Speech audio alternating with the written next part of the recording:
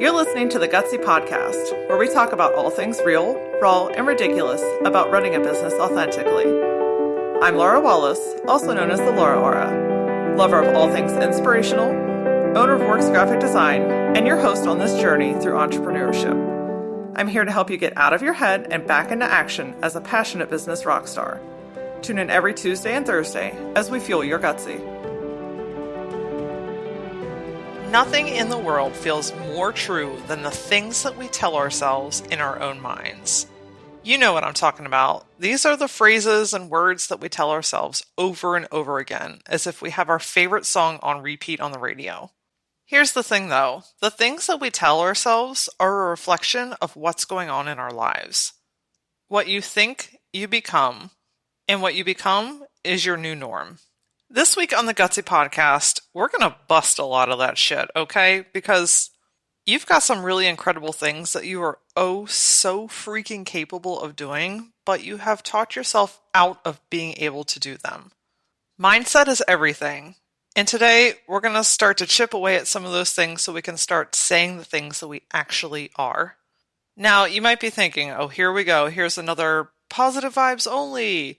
Just like any other emotion, positivity is a choice. But today we're not going to celebrate being 100% positive all the freaking time because let's just face it, it's not realistic. Sometimes shit is real and sometimes we feel like crap. And you know what? That's okay. What I want to dig into today, though, are the repetitive things that go on in your mind when no one else is around. These are things like, you suck. Why would you even try this? I mean, you're entirely too fat to wear that, so you should definitely put on something more sensible, something that covers everything up. Or, I told you we would fail, so way to go, here we are again. You're not even good enough or worthy enough for that kind of life, so why would you even think like that? I can't do it. I don't have enough money. What is everyone going to think of me? I mean, we could spend an entire episode just saying key phrases that we tell ourselves.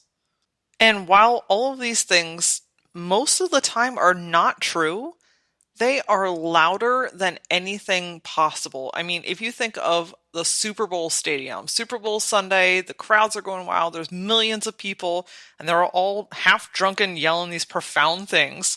That's what it sounds like in your head, I would bet. While they may not be true to the world, they are so true to yourself. And why? Because you spend the most time with yourself, and I would bet that you spend a lot of time inside your own head. Look, I can't excuse myself from this either. I have a lot of talks with myself when no one else is around. And you know what? I have said some really cruel things to myself. Things that no one else would say to me, and I most certainly would never say to anyone else. But we find it okay to talk to ourselves in such a demeaning, horrid manner. Why? Because no one else hears it, right? We have taught ourselves that these things are true, and if they're true, then we must be stuck. I know when I'm having a good old-fashioned case of the shitty fuckets, I can say some pretty nasty shit to myself. Some of my go-tos are thinking, you know what, Laura, you're just too much. You need to pull it down. The louder you get, the brighter you get, the more you put yourself out there, people are really going to start talking and they're going to start thinking that you're better than everyone else and all you care about is being in front of people. Or one of my personal favorites, we say that word lightly, but here we are again, we're stuck. Finances aren't great or something's going wrong or you have to fix something and you know what, here we are again. You tried, you put yourself out there, and now you're being faced with this, and this is just the same thing that we're used to, and here it shows up. I have also spent a really long portion of my life convincing myself that wealth and success are for other people. Not me. No, I'm just Laura Wallace from Greencastle, Pennsylvania, and wealth and success are for bigger, bolder, more audacious people, not me. And then when I'm feeling just really stellar about myself, because I have convinced myself that all of those things are completely accurate, then that's when my body image kicks in and I'm like, oh, Laura, your thighs rub together, these jeans are too tight, everything looks stupid on you, I hate everything that I own. You're fat and you should just wear sweatpants and yoga pants and call it a day. Good heavens, you guys. When I say these things out loud, I'm like, what in the actual hell is wrong with you? But here's the thing. There is nothing wrong with me. There's nothing wrong with you, but we have convinced ourselves that all of these things exist in our world. Sure, we've all got our own little quirks, and we all most certainly have things that we can improve on. But these deep-rooted, nasty things that we say to ourselves are just absolutely unnecessary. When I say these things out loud, I think back, and I want to go back through that list again. I'm not too much, okay? My light is bright and it's beautiful. And when I have the courage to step into that, I actually have a lot of potential and power to help shift other people. It's one of my God-given gifts, and it's one of the places where I resonate the highest. I am not too much for the right people. No, I won't always be stuck. Yeah, life challenges are going to come my way, but this repeat that I've been playing on for I couldn't tell you how many years, it stopped last week, very particularly last week. I don't have to continue this cycle because I chose to stop the cycle. Wealth and success are not just for super awesome famous people, because guess what? All of those people used to be just quote unquote regular people just like the rest of us. And just because you have money doesn't mean you're an asshole. And just because you're successful doesn't make you out of reach for people. I have every single right and ability to be wealthy and successful and happy because I know what I'm going to do with all those things. I'm going to continue to impact people around me. But if I choose to continue to tell myself that story, I'm going to keep that circle really small. And you know what? I'm not fat. No, I might have moments, particularly like 1 week out of the month. You ladies know what I'm talking about. But when I look at myself now, I'm like, you know what? This body is pretty freaking awesome. And when I wear the clothes that I feel my best in, and when I take the time and effort to put into myself, and I work out on my Peloton, and I eat the way that I'm supposed to, when I say I'm supposed to, because I have this myriad of freaking food sensitivities, when I eat the way that my body responds well to, I feel amazing. So all of that stuff, that quote unquote fatness, it's self-inflicted and it's really not true. These might just be a handful of things that I've told myself, and maybe you have some that are super similar to these, and maybe you have others that are completely different. But the common denominator is, would you tell your best friends, your kids, your neighbors, your employees, your parents, would you tell them these things that you tell yourself? Absolutely not. I mean, if your inner thoughts were on a loudspeaker at that same football game, would you be proud of yourself? Would you stand up and say, yep, that's me. I'm all those glorious things and this is what I have to offer? No, I'm gonna bet you would probably kind of shrink down in that bleacher and want to disappear. Why do we even say these things to begin with? I think it's really important to always get to the root of thoughts. You know, a lot of times, these are things that maybe we have heard in our life once, twice, maybe more than that. But maybe someone has crossed your path that was in a challenging situation of their own and lashed out at you and said something that they probably didn't mean, but it became a deep-rooted belief in your own self. The other day I was driving home and I quite literally remembered the exact moment of my childhood when I was told that I was too much and I needed to be quiet. And when I had this realization, I cranked up the radio and I just lost my ever-loving mind. I mean, I ugly cried my whole way home and I released it because you know what? I'm not too much. Maybe you were in your own challenging situation and you started to think these things about yourself and it became your habit. You've said it enough times for it to become true. And then when those things play out in your life, you're just validating that your thoughts are accurate. And you know what? These are easy and familiar. There it is again. Here, I showed you. I told you it was true, so it must be true. It's easy to play a victim in your own life. My husband, AJ, for Mother's Day got me this book called Stop Doing That Shit. End Self-Sabotage and Demand Your Life Back by Gary John Bishop. And I love his approach because he's a no nonsense, no bullshit kind of guy. The whole book is basically built around the things that we have taught ourselves is true. And in the very first chapter, he talks about that we sabotage our own lives with the bullshit that we tell ourselves. Again, certainly there are times in life and circumstances when things just are not stellar. And you know what? That's part of being a human. It doesn't make it any easier, but it's sometimes in those moments where you just need to feel the feelings, whatever those are. But he talks about if you're tired, overwhelmed, overworked, underloved, stopped, paused, bored, broke, too anxious, too analytical, lacking confidence. I mean, this list goes on and on and on. The root of all of that are the things that you tell yourself. I mean, if you have told yourself and convinced yourself for the last 5 years that you're not good enough to grow your business, then guess what? You're not going to be able to grow your business. If you can't believe in yourself, how on earth is anyone else going to? Changing these thought patterns can be just as difficult as breaking any other habit in life. But the cool thing is, it's completely possible. There's a lot of different tools and resources out there to help you shift your mindset. There's a lot of business coaches, therapists, articles, podcasts. I mean, there's a million different things at your fingertips that you can use. But unless you believe those things yourself and you really start to make an inner shift, nothing is going to move. The other thing is, you don't necessarily have to invest in anything. A mindset shift doesn't have to cost a cent. My absolute favorite instructor at Peloton is Robin Arzon, and she says, excuses are never accepted as a form of payment. Your new life is going to cost you your old one. Will you cash it in? So if you're not ready or able to invest in some sort of program or 10-day retreat somewhere, you don't have to. All you have to do is be willing to change yourself. So how the hell do you do that? That sounds a whole lot easier than what it actually is. Can I get an amen on that? Well, the first thing is awareness.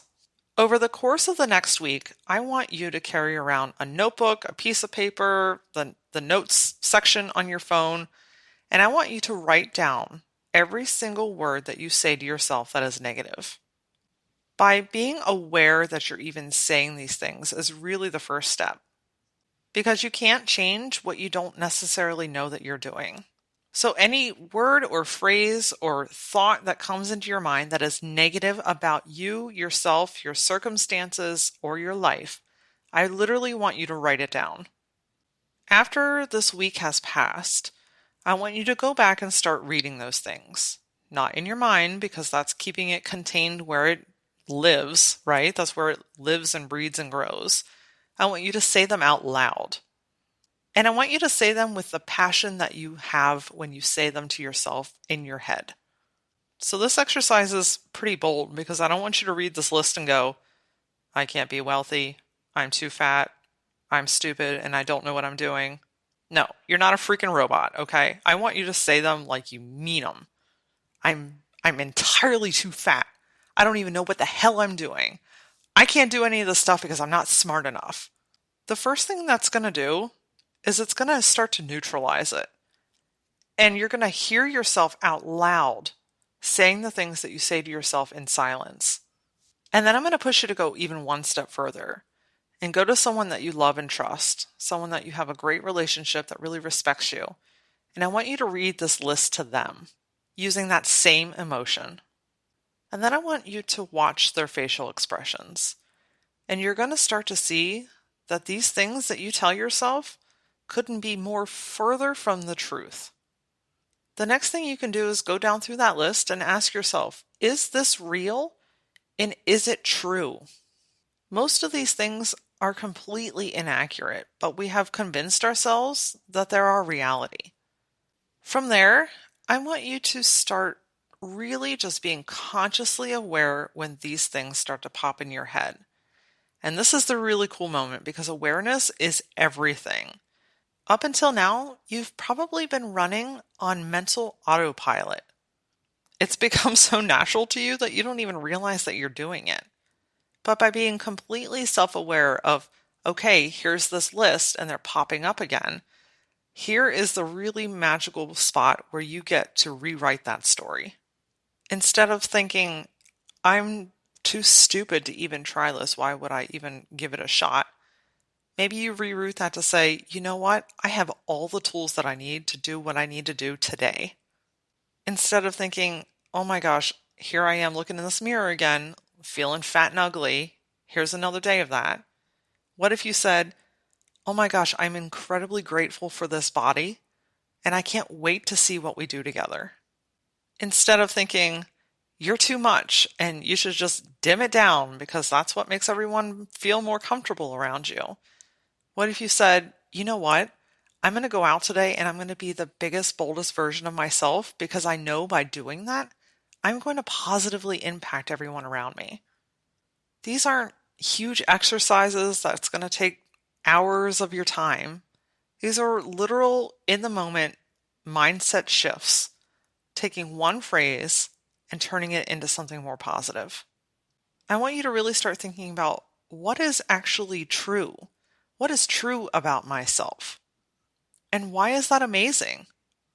The other really fun thing that I love to do, because I'm a creative and I'm a visual person, is I love the concept of having some sort of visual reminder of what you're capable of.